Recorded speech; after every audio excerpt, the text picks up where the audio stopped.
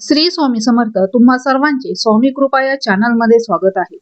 आजचा हा दिवस तुमचा आनंदाने सुखा समाधानाचा जावो अशी मी स्वामींच्या चरणी प्रार्थना करते आणि आजच्या या व्हिडिओला सुरुवात करते.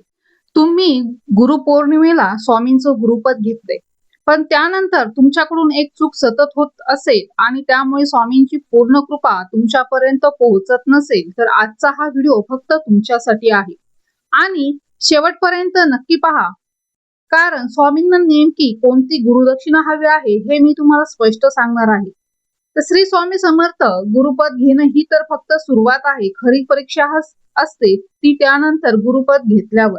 आपण कसे वागतो, कोणते नियम पाळतो आणि कोणत्या चुका टाळतो यावर स्वामींची कृपा किती खोलवर आपल्यापर्यंत पोहोचते हे ठरत असतं. गुरुपद घेतल्यावर कोणते नियम पाळावेत, कोणत्या चुका आवर्जून टाळाव्यात आणि स्वामींना खरी गुरुदक्षिणा म्हणून नेमकं काय हवं आहे, चला तर मग आजच्या या व्हिडिओला सुरुवात करूया. संपूर्ण माहिती पूर्ण पाहण्यासाठी आणि कळण्यासाठी व्हिडिओ शेवटपर्यंत नक्की पहा, स्किप न करता. तुम्ही स्वामी कृपा या चॅनलवर नवीन असाल तर स्वामी कृपा या चॅनलला सबस्क्राईब करा आणि बेल आयकॉनलाही प्रेस करा, जेणेकरून माझे नवनवीन व्हिडिओ जेव्हा मी कधी अपलोड करेल तुम्हाला सर्वप्रथम त्याचं नोटिफिकेशन मिळेल. आणि व्हिडिओला एक हाईप देखील द्या. चला तर मग आजच्या या व्हिडिओला सुरुवात करूया. सगळ्यात आधी हे लक्षात घ्या की गुरुपद घेणं म्हणजे एका नात्याची सुरुवात आहे आणि कोणतंही नातं टिकवायचं असेल तर काही साधे पण महत्वाचे नियम पाळावे लागतात.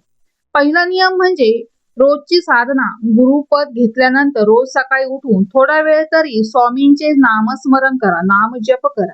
हे सातत्य कधीही तुटू देऊ नका, कारण अधूनमधून केलेली मोठी पूजा आणि रोज केलेली छोटी छोटी सेवा यात रोजची सेवा जास्त मोलाची असते. त्यानंतर आहे दुसरा नियम म्हणजे आपल्या वाणीवर संयम ठेवणे. गुरुपद घेतल्यानंतर आपली वाणी शुद्ध आणि प्रेमळ असावी. कोणाशीही उगाच वाद घालणं, कठोर बोलणं किंवा दुसऱ्याला दुखवणारे शब्द वापरणं टाळावं, कारण गुरुचरणी असलेल्या माणसाची वाणी हीच त्याची खरी ओळख बनते. तर तिसरा नियम म्हणजे सत्याने वागणे. कोणाचीही फसवणूक करणे, खोटं बोलणे किंवा अप्रामाणिकपणे वागणे हे गुरुपद घेतलेल्या व्यक्तीकडून अपेक्षित नाही. तर चौथा नियम म्हणजे नम्रता जपणे. गुरुपद घेतल्यावर काही जणांना उगाचच अहंकार येतो की मी आता खास झालो आहे, पण खरी गोष्ट उलट असते. जितकी सेवा मोठी तितकी नम्रता जास्त असावी लागते. आणि पाचवा नियम म्हणजे सेवाभाव जपणे. फक्त स्वतःपुरता विचार न करता आपल्या आजूबाजूच्या लोकांना, गरजूंना मदत करणे हीच खरी स्वामी सेवा मानली जाते. आता आपण पाहूया की गुरुपद घेतल्यावर कोणत्या चुका आवर्जून टाळाव्यात. पहिली आणि सगळ्यात मोठी चूक म्हणजे नियमित साधना सोडून देणे. सुरुवातीला उत्साहाने रोज नामजप करणारे अनेक जण काही दिवसांनी हळूहळू ते सोडून देतात. हे टाळा. दुसरी चूक म्हणजे इतरांच्या श्रद्धेवर किंवा त्यांच्या गुरूंवर टीका करणे. तुम्ही ज्यांना गुरु मानता त्यांच्याबद्दल आदर असावा हे बरोबर आहे, पण म्हणून दुसऱ्यांच्या श्रद्धेला कमी लेखणं हेही योग्य नाही. तिसरी चूक म्हणजे गुरुपदाचा वापर स्वतःच्या प्रतिष्ठेसाठी करणं. म्हणजे मी गुरुपद घेतलं म्हणून मी इतरांपेक्षा श्रेष्ठ आहे असा विचार मनात आणणं हे पूर्णपणे चुकीचं आहे. चौथी चूक म्हणजे राग आणि अहंकारावर नियंत्रण न ठेवणं. गुरुचरणी असलेल्या व्यक्तीने आपल्या स्वभावावर काम करणं अपेक्षित असतं. राग आला की लगेच व्यक्त करणं आणि नंतर पश्चाताप करणं हे टाळायला हवं. पाचवी चूक म्हणजे फक्त संकटाच्या वेळेत स्वामींची आठवण करणं. अनेक जण अडचणीत असतात तेव्हाच नामजप करतात आणि सगळं व्यवस्थित झालं की विसरून जातात. हे नातं फक्त गरजेपुरतं नसावं, ते सतत जपलं गेलं पाहिजे. आणि आता सगळ्यात महत्वाचा भाग, स्वामींना खरी गुरु दक्षिणा म्हणून तुमच्याकडून नेमकं काय हवं आहे. हे ऐकायला तुम्हाला थोडंसं वेगळं वाटेल, पण स्वामींना सोन्या नाण्याची किंवा पैशांची गुरु दक्षिणा कधीच अपेक्षित नसते. त्यांना हवी असते ती तुमची बदललेली वृत्ती, तुमच्यातला सुधारलेला स्वभाव आणि तुमच्या मनातली शुद्ध श्रद्धा. स्वामींना हवी असलेली खरी गुरुदक्षिणा म्हणजे तुम्ही तुमच्या वाईट सवयी सोडाव्यात. तुम्ही रागावर, अहंकारावर आणि लोभावर नियंत्रण मिळवावं. तुमच्या कुटुंबाशी, आजूबाजूच्या माणसांशी प्रेमाने आणि आदराने वागावे. तुम्ही गरजू आणि दुःखी माणसांच्या मदतीला धावून जावं. आणि सगळ्यात महत्वाचं म्हणजे तुम्ही तुमची श्रद्धा कधीही डळमळू देऊ नये.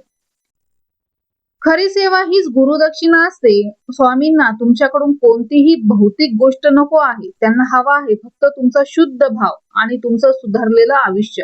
जेव्हा तुम्ही हे नियम मनापासून पाळता आणि या चुका आवर्जून टाळता, तेव्हा हळूहळू तुमच्या आयुष्यात एक शांतता जाणवायला लागते.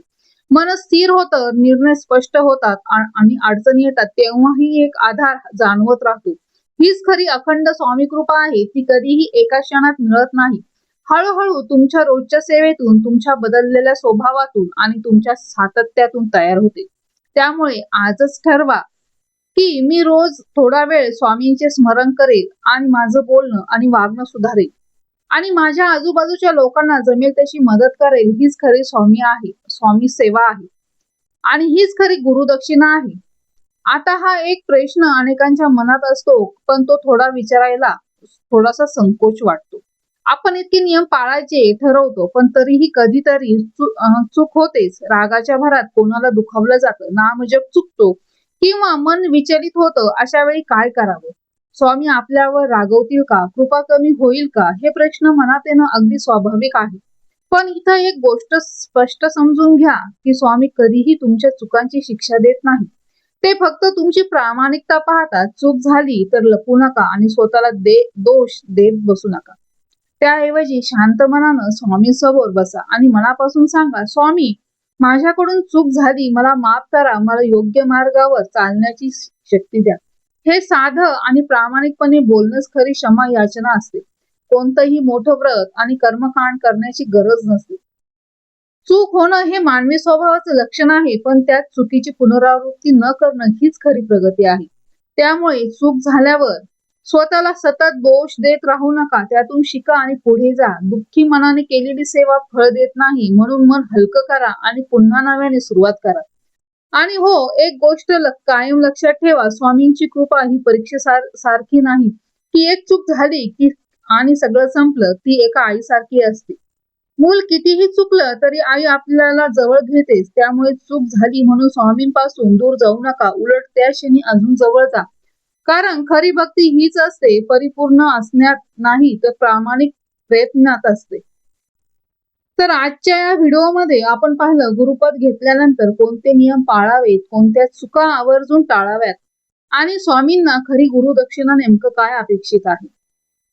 जेव्हा कधी तुम्ही माझा हा व्हिडिओ बघाल तर ही स्वामींची इच्छा असेल की तुम्ही व्हिडिओ बघावं आणि त्या पद्धतीने तुम्ही वागावं. तुमच्याकडून कोणतीही अपेक्षा स्वामींना नको असते, मोठी गोष्ट नको असते. त्यांना हवा आहे फक्त तुमचा शुद्ध भाव, तुमचं सातत्य आणि तुमची श्रद्धा आणि तुमचं सुधारलेलं वागणं. जर तुम्ही हे मनापासून पाळलं तर अखंड स्वामी कृपा तुमच्यावर नक्की राहील.